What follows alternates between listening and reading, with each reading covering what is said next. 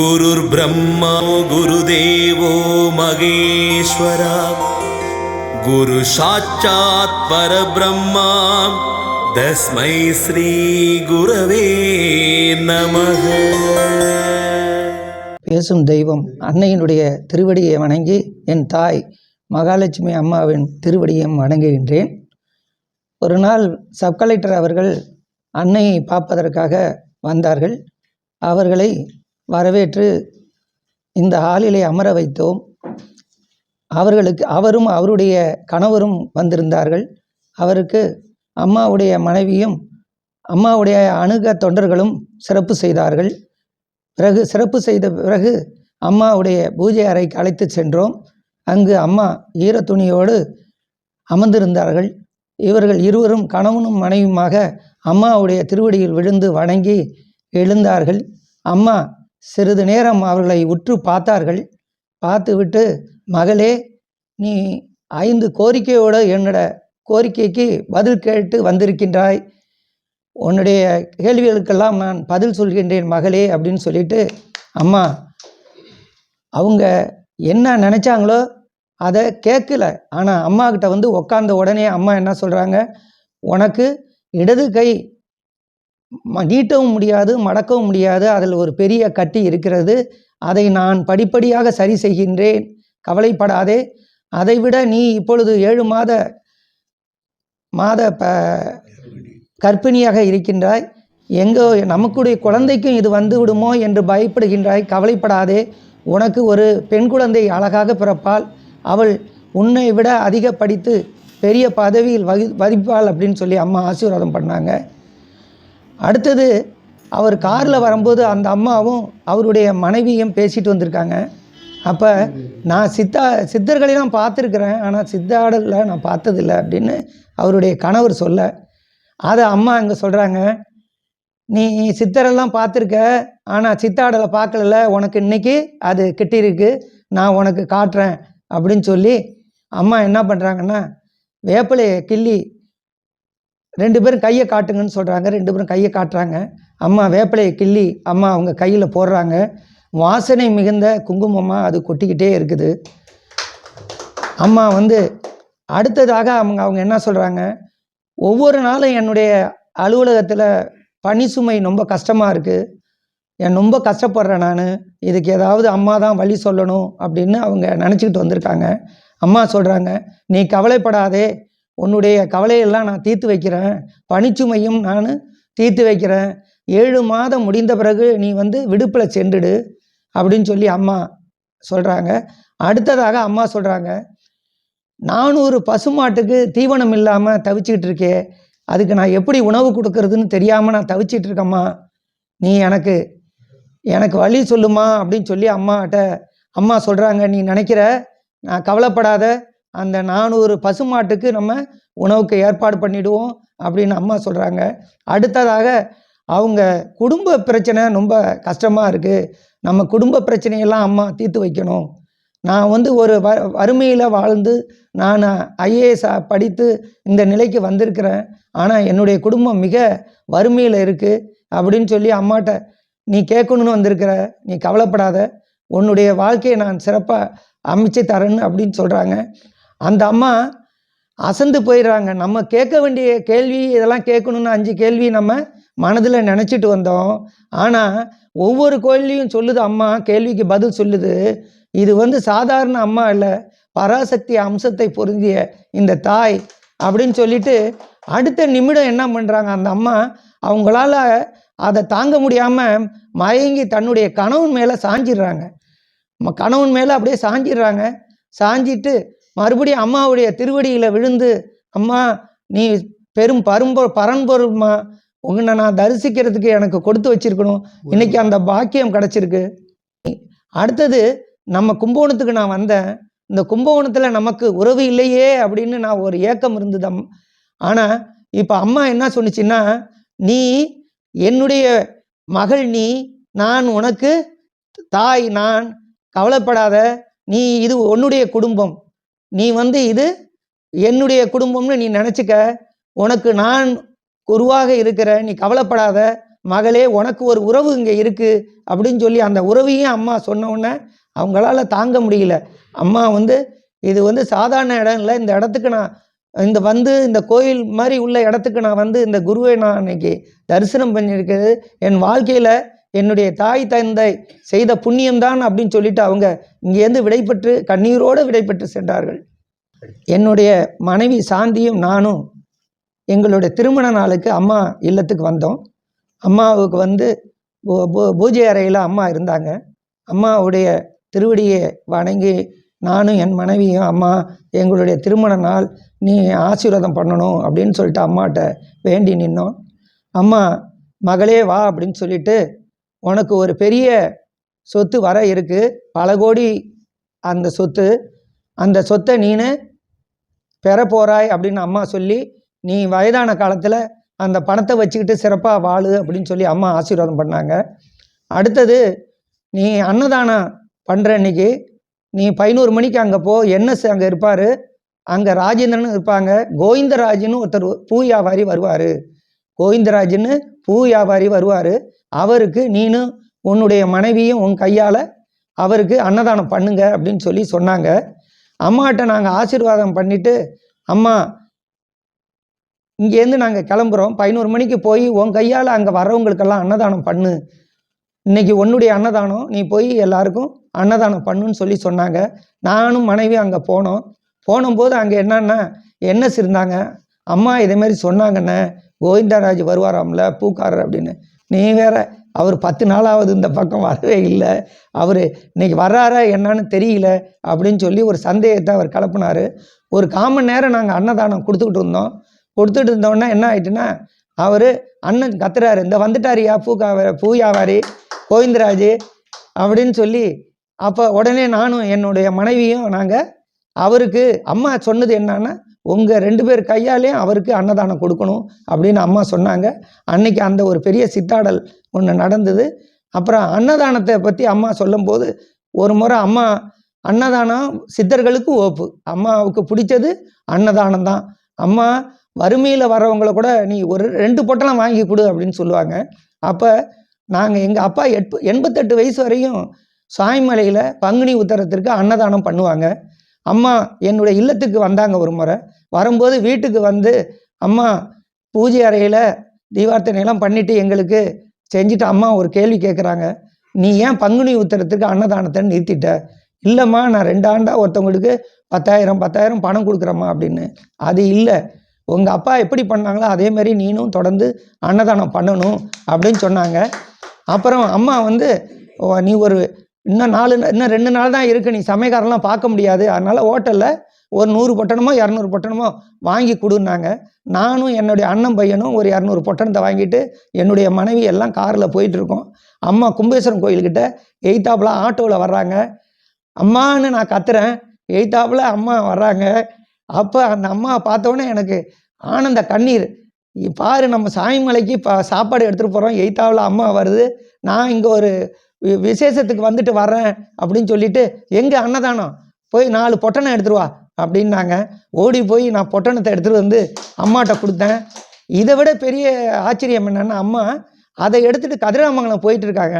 கதிராமங்கலம் போயிட்டு இருக்கும்போது ஒரு வயசானவர் அங்கே தாறு போட்டுக்கிட்டு இருந்திருக்காங்க. அந்த தாரில் அந்த வயசானவர் இந்தண்டையும் அந்தண்டையும் போக முடியாமல் நடுப்புற மாட்டிகிட்டு இருக்காரு.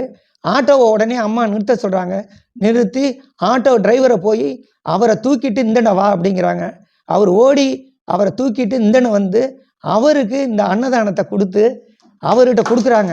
அப்போ அம்மாவை நான் சாயங்காலம் அம்மாட்ட ஃபோன் பண்ணும்போது அம்மா சொல்கிறாங்க, நீ யாருக்கு அன்னதானம் போகணுன்னு ஆசைப்பட்டியோ அது அவங்களுக்கு போய் சேர்ந்துடுச்சு, நான் கொண்டு போய் அவங்கள்ட்ட கொடுத்தேன் அப்படின்னு அம்மா சொன்னாங்க. அம்மா அன்னதானத்துக்கு எவ்வளோ முக்கியத்துவம் கொடுக்குறாங்கங்கிறத நம்மளுக்கு தெரியும். அம்மா வந்து அந்த 108 பேருக்கு டெய்லி அன்னதானம் பண்ணுறது ரொம்ப சிறப்பு. அதை விட என்னன்னு சொன்னால், இந்த பொறுப்பாளர் எல்லாம் கூப்பிட்டு சொல்லுவாங்க, நீ போய் சாப்பாடை பாரு, நல்லா இருக்கான்னு போய் பாரு, நீ சாப்பிட்டு பாரு. ஒவ்வொரு நாளும் ஒரு நாள் ஒரு பக்தர் வந்து அங்கே வந்து அன்னதானம் வாங்குறாங்க. எனக்கு ஒரு நாளைக்கு புரோட்டா வாங்கி கொடுங்கன்னு அவர் அம்மாட்ட கேட்டாங்க. கேட்டோன்னா அம்மாவுக்கு, அப்படியா, நான் நாளைக்கு அதுக்கு ஏற்பாடு பண்ணுறேன்னு சொல்லிட்டு போய் கும்பகோணத்தில் ஒரு புரோட்டா கடையில் போய் கிட்டத்தட்ட ஒவ்வொருத்தவங்களுக்கும் 3 கணக்கு வச்சுங்க. 100 பேருக்கு கிட்டத்தட்ட என்ன 300 வருமா? 300 புரோட்டா போட சொல்லி, அதுவும் ஸ்பெஷல் புரோட்டா போட சொல்லி ஒவ்வொருத்தவங்களுக்கும் கொண்டுட்டு வந்து சுட சுட எல்லாருக்கும் கொடுத்து, எனக்கு 3 எடுத்துகிட்டு வந்து அதேமாரி ஒவ்வொருத்தவங்களுக்கும் 3 கொண்டு வந்து எனக்கும் அன்னைக்கு வீட்டில் கொண்டு வந்து 3 புரோட்டா கொடுத்து, நான் வாங்கிட்டு போகிறேன், உனக்கு வழியில் உனக்கு கொடுத்துட்டு போகிறேன் அப்படின்னு சொன்னாங்க. அவ்வளவு எதெல்லாம் ஆசைப்படுறாங்களோ அவங்களுக்கு செய்யணும், அவங்கள செய்ய வச்சு அதில் அவங்க சந்தோஷத்தை பார்த்து மகிழணும்னு ஆசைப்படுற ஒரு தெய்வம் அவங்க. அம்மாவுடைய பெரிய கருணை. அதேமாரி ஒரு முறை அம்மாவிட்ட எப்போதும் வந்து பொங்கலுக்கு வந்து அம்மாட்ட ஆசீர்வாதம் வாங்கிட்டு போவேன். அப்போ அம்மாகிட்ட வந்தேன், வா விவசாயி வாயா, 50 ஆண்டுகளாக விவசாயம் பண்ணிகிட்ருக்க, உனக்கு ஒரு விவசாய பொருள் தர்றேன் அப்படின்னுது. என்ன அம்மா விவசாய பொருள் தரப்போகுதுன்னு தெரியலையே அப்படின்னு சொல்லிட்டு ஏந்திரிச்சேன். அம்மா பக்கத்தால் மகாலட்சுமி அம்மாவும் இருந்தாங்க. அம்மா இப்படி கையை மேலே காட்டுச்சு, காட்டிட்டு இப்படி கீழே இப்படி கையை காட்டு அப்படின்னுது. கொண்டு வந்து கையில் கொடுக்குது. இதே பெரிய வெள்ளை கட்டி, அச்சு வெள்ளை கட்டி, அத்தே பெரிய வெள்ளை கட்டியை கையில் கொடுத்தது. இதை கொண்டு போய் சாந்திக்கிட்ட கொடுத்து, சக்கரை பொங்கலில் சக்கரை பொங்கலில் இதை போட்டு நீனு பொங்கல் கொண்டாடு, சிறப்பாக இருக்குன்னு அம்மா ஆசீர்வாதம் பண்ணி அனுப்புனாங்க. ஒரு முறை அம்மா வீட்டுக்கு வரும்போது, நான் வந்து ஒரு பெரிய குடும்பத்தில் பிறந்தவன். எனக்கு அக்கா தங்கச்சிங்க 7 பேர், அண்ணன் 2, 9 பேர் எங்கள் குடும்பம். நான் வந்து கல்லூரியில் நான் படித்து முடித்த பிறகு தொடர்ந்து என்னுடைய அக்கா தங்கச்சியுடைய தேவைகள்லேயே என்னுடைய வாழ்க்கை போயிட்டு, அப்போ அம்மா வந்தாங்க, நீ வந்து நிறைய கஷ்டங்களை நீ அனுபவிச்சிட்ட, சந்தோஷமே நீ அனுபவிக்கல, இன்னைக்கு உனக்கு நான் ஒரு இனிப்பு கொடுக்க போகிறேன் அப்படின்னாங்க. என்னம்மா அப்படின்னு கேட்டு நானும் என்னுடைய மனைவி சாந்தியும் கேட்குறோம். நீ இதுவரையும் நீ வந்து கஷ்டத்தை தான் அனுபவிச்ச, இனிமே உனக்கு இனிப்பு தரப்போகிறேன் அப்படின்னு சொல்லி சொன்னாங்க. என்னம்மா அப்படின்னு, பழனியிலேருந்து உனக்கு கல்கண்டு தரப்போகிறேன் அப்படின்னு சொன்னாங்க. உடனே அம்மா அந்த கையை தாம்பாளத்தை எடுத்துருவான்னாங்க. எடுத்துகிட்டு வந்தோம். அங்கே இருக்கிற வேப்பிலை எடுத்தாங்க, போட்டாங்க. பழனியிலேருந்து இத்தே பெரிய கல்கண்டு வந்து பொத்துன்னு விழுந்தது. அம்மா அதை என்கிட்ட கொடுத்தாங்க. கொடுக்கும்போது என்ன சொன்னாங்கன்னா, நீ ரொம்ப கஷ்டப்பட்ட, பெரிய குடும்பத்தில் 50 ஆண்டு விவசாயம் வேற பண்ணியிருக்க, 88 வயது வரையும் உங்கள் அப்பாவை நல்லா நீ பார்த்துக்கிட்ட, அம்மா அப்பாவை நல்லா பார்த்துக்கிட்ட, அண்ணனையெல்லாம் பார்த்துக்கிட்ட, ஆனால் உனக்கு கஷ்டங்கள் நிறையா இருந்தது, இனிமே உனக்கு எல்லாம் இனிப்பு தான் அப்படின்னு சொல்லி அம்மா அந்த கல்கண்டை எனக்கு எங்கள் வீட்டில் கொடுத்துட்டு வந்தாங்க. இப்போ ஒரு 20 நாளைக்கு முன்னாடி எனக்கு மனைவிக்கும் உடம்பு ரொம்ப முடியாமல் போய் ரொம்ப ஜுரமும் வந்து 15 நாள் படுத்த படுக்கையாக இருந்தோம். எங்கள் அண்ணன் வீட்டிலேருந்து தான் எங்களுக்கு சாப்பாடெல்லாம் வந்தது. அப்புறம் இதை கேள்விப்பட்டு என்னுடைய பொண்ணெல்லாம் வந்துட்டாங்க, மாப்பிள்ளை வந்துட்டாங்க. எனக்கு லிக்விடு உணவாக தான் கொடுக்குற அளவுக்கு உடம்பு மோசமாக போயிட்டு, இது அம்மாவுக்கு எப்படியோ தெரிஞ்சு அம்மா என்ன பண்ணிட்டாங்க, அம்மாவும் மகாலட்சுமி அம்மாவும் 2 பேரும் வீட்டுக்கு வந்தாங்க. வீட்டுக்கு வந்து பூஜை அறையில் அம்மா எங்கள் 2 பேரையும் உட்கார வச்சு, என்னையும் என்னுடைய மனைவியையும் உட்கார வச்சு திஷ்டி எடுத்து, உனக்கு 6 மாதம் கண்டம் இருக்குது, கவலைப்படாத, அம்மா பணியை நீ செய், உன்னை நான் பார்த்துக்கிறேன், நான் காப்பாற்றுறேன்னு சொல்லி அம்மா வந்து எங்கள் 2 பேரையும், அதாவது மறுபிறவி எடுத்த எங்களை அம்மா இன்னைக்கு இங்கே இருக்கிறவங்கெல்லாம் அம்மாவுடைய கருணையால் தான் நாங்கள்லாம், எனக்கு வயசு 71 வயது ஆகுது. அம்மா அன்னைக்கு போன ஞாயிற்றுக்கிழமை அன்னைக்கு தஞ்சை வந்திருந்தம்போது சொன்னாங்க, நீ 71 வயசு ஆயிடுச்சுன்னு நீ கவலைப்படாத, நான் இருக்கிறேன், உன்னை நான் பார்த்துக்கிறேன், நீ பணி செய்து ஆன்மீக பணியை நீ செய். அது மட்டும் இல்லாமல் அம்மாவுக்கு பிடித்தது என்னன்னா, இயற்கையை நேசிக்கக்கூடிய அம்மா வந்து இயற்கையை நேசிக்கக்கூடிய வல்லமை பெற்ற அம்மா. மரம் நான் நடுவேன், அந்த மரம் நடுறதுக்கெல்லாம் வந்து அம்மா என்னோட நிற்பாங்க. திருப்புரம் மையம், தேவனாஞ்சேரி இங்கெல்லாம் போய் நான் மரம் நடும்போது என்னோட வந்து அந்த மரம் நடுறதுல கலந்துக்கிட்டு நீ நிறையா செய் அதுமாரி சொல்லி, நான் ரோட்டரி மூலியமாக கிட்டத்தட்ட ஒரு 25 ஆண்டுகள் மரம் நட்டுக்கிட்டு இருக்கேன். ஒவ்வொரு மரம் நடுகிற போதும் நானும் வர்றேன், உன்னோட நான் கலந்துக்கிறேன் அப்படின்னு சொல்லி இயற்கையை நேசிக்கக்கூடிய வல்லமை பெற்ற அம்மா, முக்காலத்தையும் உணர்ந்த அம்மா. என்னுடைய அப்பா முன்னாடி என்ன பண்ணினாங்கங்கிறதுக்கு சொல்லிட்டாங்க, பங்குனி உத்தரத்துக்கு முன்னாடி செஞ்சதையும் சொல்லிட்டாங்க, இப்போ நான் எப்படி இருக்கிறேன் கஷ்டப்படுறதுங்கிறதையும் சொல்லிட்டாங்க, இனி நீ எப்படி இருப்ப, நம்ம வருங்காலத்தில் நீ நல்லா இருப்ப அப்படின்னு சொல்லி அதையும் சொல்லி முக்காலத்தையும் உணர்ந்த அம்மா வந்து ஒரு நாள் இரவு வந்து ஒரு ஃபோன் வருது. இரவு 12 மணி. அம்மா வீட்டுக்கு ஃபோன் வருது. அம்மா மனைவி எடுக்கிறாங்க. எடுத்து பேசுகிறாங்க. எதிர் திசையில் அந்த அம்மா வந்து ஓன்னு அழுகுறாங்க. அம்மா, என்னுடைய கணவர் வந்து பைக்கில் போனார், பைக்கில் போய் ஆக்சிடெண்ட் ஆகி தலையில் அடிபட்டு கோமா நிலைக்கு போயிட்டாரு, டாக்டர்லாம் கொஞ்சம் கொஞ்சமாக தான் சரியாகும்னு சொல்கிறாருமா, ஐசியூவில் இருக்கிறாருமா, நான் எப்படி அப்படின்னு அவங்க அழுகுறாங்க. அம்மா அதை கேட்குறாங்க. கேட்டுட்டு இருக்கும்போது அம்மா தூங்கிட்டு இருக்காங்களே, அவங்கள எழுப்புறதா வேண்டாமா அப்படின்னு யோசனையில் அவங்க இருக்கிறாங்க. அம்மா வந்து படுக்கையில் படுத்திருக்காங்க பேர் தான் ஒழிய அம்மா என்ன பேசுகிறாங்க, பேச ஆரம்பிச்சிட்டாங்க. மகளே அப்படின்னு அம்மா கூப்பிடுறாங்க. கவலைப்படாதே, நான் அவனை காப்பாற்றுகிறேன். மகளே கவலைப்படாதே, நான் அவனை காப்பாற்றுகிறேன் அப்படின்னு சொல்கிறாங்க. உடனே அம்மா ஃபோனை எடுத்து கைபேசி எடுத்து பேசுகிறாங்க.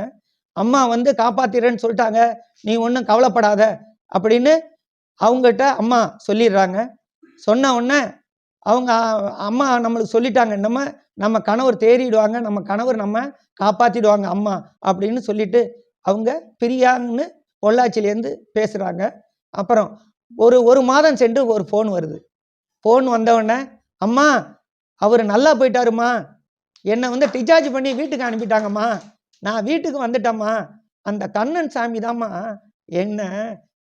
என்னுடைய தாலியை காப்பாற்றிருக்குமா, என்னுடைய தாலியை காப்பாற்றினது அந்த கண்ணன் சாமியம்மா, அது சாதாரண சாமி இல்லைம்மா, அது வந்து எங்கேயோ இருக்கிற எங்களை வந்து எங்களோட இருந்து என்னுடைய கணவனை காப்பாற்றி கொடுத்த தெய்வமா அது, அந்த பேசும் தெய்வத்துக்கிட்ட என்னுடைய கோடான கோடி நன்றியை தெரிவிச்சுங்கம்மா அம்மா அப்படின்னு சொல்லி கண்ணீர் மல்க அழுதுருக்குறாங்க.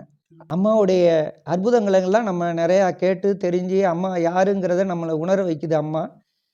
ஆடுதுறைக்கு அருகில் கதிராமங்கலம்னு இருக்குது. அங்கே வந்து பத்மாவதி அவங்களுடைய அதிஷ்டானம் இருக்குது. அங்கே அதிஷ்டானத்தில் அழகு பன்னீர்செல்வம் வந்து ஒரு நாள் அம்மாவுக்கு ஃபோன் பண்ணுறாரு. ஃபோன் பண்ணி நம்ம அதிஷ்டானத்தில் குரு பூஜை நடக்குது, நீங்கள் வரணும் அப்படின்னு சொல்லி கூப்பிட்றாங்க. நான் எத்தனை மணிக்கு வரேன்னு அம்மா கேட்குறாங்க. நீங்கள் வந்து ஒரு 12 மணிக்கு நீங்கள் வந்தால் போதும் அப்படின்னு சொல்லி அம்மா 12 மணிக்கு அங்கே வர்றாங்க. அங்கே போகும்போது அந்த அதிஷ்டானத்தில் அது பெண் சித்தர் பத்மாவதி அம்மாவுக்கு அபிஷேகம் நடக்குது. அந்த இடத்துல அம்மா வந்து அந்த அதிஷ்டானத்தை சுற்றி 3 முறை வர்றாங்க. வந்துட்டு கையை மேலே காட்டுறாங்க. மேலே காட்டிட்டு மறுபடி கீழே அப்படி காட்டுறாங்க. அதுலேருந்து ஒரு விரலி மஞ்சை வந்து உழுவுது. இந்த விரலி மஞ்சையை அழகு பன்னீர்செல்வத்திட்ட கூப்பிட்டு, இதை நீ எடுத்து இந்த பத்மாவதி தாயாருடைய கணவர் அங்கே இருக்கார், அவர்கிட்ட இதை கொடு அப்படின்னு சொல்லி அம்மா சொல்கிறாங்க. இது கொடுத்துட்டு அடுத்தது போய் மேடை நிகழ்ச்சியில் போய் அம்மா உட்காந்துருக்காங்க. மேடை நிகழ்ச்சியில் வந்து அம்மா என்ன சொல்கிறாங்கன்னா, அழகு பன்னீர்செல்வத்தில் இங்கே இந்த சமையல் செஞ்சிட்ருக்காருல அவரை போய் கூட்டுவா அப்படின்னு சொல்கிறாங்க. அவருக்கு சமையல் செஞ்சிட்ருக்கார் வராரு. வந்தோடனே அம்மா ஸ்டேஜில் ஏற சொல்கிறாங்க. ஸ்டேஜில் ஏறினோடனே அம்மா என்ன பண்ணுறாங்க, ஒரு வேப்பிலையை கிள்ளி போட்டு அவர் கையில் அம்மா வேப்பிலையை போட்டுக்கிட்டே இருக்கிறாங்க. அவருக்கு ஒரு விநாயகர் சிலை ஒன்று வந்து கிடைக்கிது. அங்கே இருக்கிறவங்க எல்லாம் ஆச்சரியப்படுறாங்க. தினத்தந்தி ஓனர் வந்து அவங்கெல்லாம் பெரிய பெரிய ஆளெல்லாம் வந்திருக்கிறாங்களே, அம்மா போய் என்ன அவங்க யாரையும் கூப்பிடாம ஒரு சமயக்காரனை போய் கூப்பிட்டு அவருக்கு சித்தாடலில் ஒரு அம்மா வந்து பிள்ளையார் சேலை கொடுத்துருக்கே அப்படின்னு சொல்லி அவங்க நினச்சிருந்தாங்க. அப்போ அம்மா சொல்லுது, சித்தர்களுக்கு உவப்பு அன்னதானம், இந்த அன்னதான பணியில் நீ செய்யக்கூடிய பணி சிறப்பான பணி, நான் உனக்கு தான் நான் கொடுக்கணும். அன்னதான பணி ரொம்ப சிறப்பான பணி, நீ சிறப்பாக செஞ்சிட்டு இருக்க. நான் யாருக்காக வந்திருக்கேன் தெரியுமா, உனக்கு அருளை கொடுக்கறதற்காக நான் உனக்கு வந்திருக்கிறேன் அப்படின்னு அம்மா அப்பா அவர்கிட்ட சொல்கிறாங்க. அப்புறம் அவரை கூப்பிட்டு, நீ போய் அங்கே போய் சமயக்கட்டில் இருக்கக்கூடிய சாப்பாடு எடுத்துகிட்டு வா, சாம்பாரை போட்டு எடுத்துகிட்டு வா, அங்கே உள்ள காய்கறி எடுத்துகிட்டு வா, வடை அப்பளம் எல்லாத்தையும் எடுத்துகிட்டு வா அப்படின்னு சொன்னாங்க. எடுத்துகிட்டு அங்கே வர்றாரு. வந்த உடனே அதை பிணைஞ்சி கொண்டு போய் காகத்துக்கும் பறவைக்கும் வை அப்படின்னாங்க. மறுபடியும் அங்கே ஸ்டேஜில் இருந்தவங்க கீழே இருந்தவங்களெல்லாம் அம்மா என்ன சொன்னாங்க, இதை பிணைஞ்சி ஒவ்வொருத்தவங்களும் உருண்டையாக கொண்டு போய் கொடு, எல்லாரையும் சாப்பிட வைன்னு சொல்லி அம்மா அன்னைக்கு ஒரு பெரிய சித்தாடல். அது மட்டும் இல்லாமல் அன்னதானத்துடைய முக்கியத்துவத்தையும் அம்மா அன்னைக்கு நம்மளுக்கு அன்னைக்கு நம்மளுக்கு எடுத்து வரைச்சிருக்கிறாங்க. வள்ளலார் இயக்கத்தை சேர்ந்த பிரபாவதிங்கிறவங்களை நம்ம ஜெயஸ்ரீ அம்மா மற்றும் கண்ணபிரான் 2 பேரும் அழைச்சிட்டு அம்மாவுடைய இல்லத்துக்கு வர்றாங்க. அம்மா இல்லத்துக்கு வரும்போது அம்மா உட்கார வச்சு, அம்மா வந்து பூஜை அறையில் இருந்தாங்க. அம்மா பூஜை அறையில் என்ன பண்ணாங்கன்னா, குளிச்சுட்டு ஈர துணியோடு உட்காந்துருந்தாங்க. நாங்கள் அவங்கள அழைச்சிட்டு உள்ளே போனோம். உள்ளே போனோன்னே அம்மா அம்மாவை அவங்க எல்லாரும் அம்மாவுடைய பாதத்தை தொட்டு வணங்கினாங்க. அம்மா வந்து உத்து பார்த்தாங்க. அந்த அவங்கள பார்த்துட்டு அம்மா சொன்னாங்க, வள்ளலாருடைய மனைவி பேர் தெரியுமான்னு கேட்குறாங்க. எல்லாரையும் கேட்குறாங்க, ஒவ்வொருத்தரையும் கேட்குறாங்க. ஒவ்வொருத்தரும் வள்ளலாருடைய மனைவி பேர் தெரியாது அப்படிங்கிறாங்க. அப்புறம் அம்மா சொல்கிறாங்க, தனக்கோடி, வள்ளலாருடைய மனைவி பேர் தனக்கோடி அப்படின்னு சொல்கிறாங்க. நீ முற்பிறவியில், அந்த பத்மாவதி அம்மாவை சொல்கிறாங்க, நீ முற்பிறவியில் தனக்கோடிங்கிறது நீ தான், வள்ளலாருடைய மனைவி நீனு, பிறவியில் நீனு வள்ளலாருடைய மனைவி அப்படின்னு சொன்னாங்க. இப்பிறவியில் நீ யார் அப்படின்னு அடுத்தது அம்மா சொல்கிறாங்க, இப்பிறவியில் வள்ளலாருடைய அக்கா பொண்ணா நீ இந்த பிறவியில் பிறந்திருக்கிற அப்படின்னு சொல்லிட்டு அம்மா மறுபடியும் என்ன பண்ணுறாங்க, ஒரு தட்டை எடுத்துருவான்னு சொல்லி வேப்பிலையை கிள்ளி போட்டுடுறாங்க. போட போட அதுலேருந்து விபூதி கொட்டிக்கிட்டே இருக்குது. இது சாதாரண விபூதியில் முப்பு கலந்த விபூதி. இந்த விபூதியை வந்து நீ கொடுத்தன்னா உடல் ஆரோக்கியமும், உடல் பாதிக்கப்பட்டவங்களுக்கு இந்த விபூதியை நீ கொடுத்தன்னா நலமாகும். அதனால் நீ இதை எடுத்துகிட்டு போய் எல்லாருக்கும் கொடு அப்படின்னு சொல்லி அம்மா அவங்களுக்கு அந்த விபூதியை கொடுத்து அனுப்புனாங்க. அம்மா வந்து இதில் என்னன்னா, முப்பிறவியும் சரி இப்பிறவிலையும் நீ யார் அப்படிங்கிறத உணர்த்தக்கூடிய வல்லமை பெற்றங்க அம்மா, முக்காலத்தையும் உணர்ந்தவங்கிறத இதில் நமக்கு தெரிகிறது. நம்ம திருப்புவனத்தில் அம்மாவை பார்க்குறதுக்காக கணவன் மனைவியும் இங்கே வர்றாங்க. அப்போ நானும் இருந்தேன். அம்மாவுக்கு பாத பூஜை பண்ணாங்க. பாத பூஜை பண்ணி, அம்மா என்னுடைய வீட்டுக்கு நீ வரணுமா, உன்னுடைய பாதம் படணும், வாம்மா அப்படின்னு சொல்லி கூப்பிட்றாங்க. சரி அம்மா வர்றேன் அப்படின்னு சொல்லிட்டு என்கிட்ட பார்த்து, நீ போய் அந்த வீட்டில் நான் வர்றதுக்கு முன்னாடி சில இதெல்லாம் நீ செய்யணும் அப்படின்னாங்க. போய் திஷ்டி எடுத்துகிட்டு பூஜை அறையில் 2 எடுத்து வை, என்ன அப்படின்னா மஞ்சள் தண்ணியும் பாலும் எடுத்து வை அப்படின்னு அம்மா சொன்னாங்க. அதுமாரி நான் போய் எடுத்து வச்சோன்னா அம்மா அங்கேருந்து கிளம்பி ஆட்டோவில் வர்றாங்க. எப்போதும் அம்மா எளிமையில் வரவங்க ஆட்டோவில் வர்றாங்க. வந்தவுடனே உள்ளே போகிறாங்க. உள்ளே போய் அம்மா அங்கே போய் குளிச்சுட்டு ஈர உடையோடு வர்றாங்க.